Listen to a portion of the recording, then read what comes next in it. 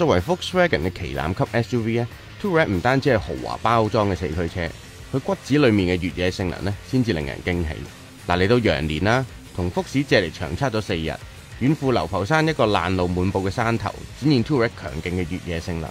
嗱，為羊年咧先攞一個生龍活虎嘅好兆頭，長4.8米，高1.7米。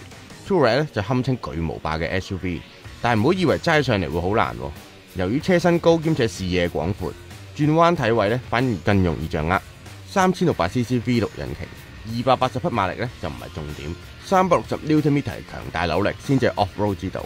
嗱，就算爬上又窄又斜嘅山路，淨係用 Comfort 模式或者 D 波都搞得掂。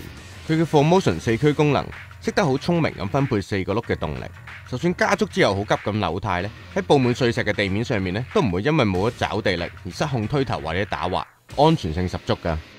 喺山頭凹凸不平嘅地方，周圍都係大石，4個轆嘅動力分佈咧就顯得好重要啦。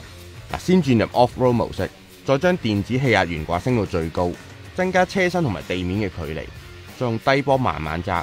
嗱，幾崎嶇嘅環境咧都難唔到佢嘅。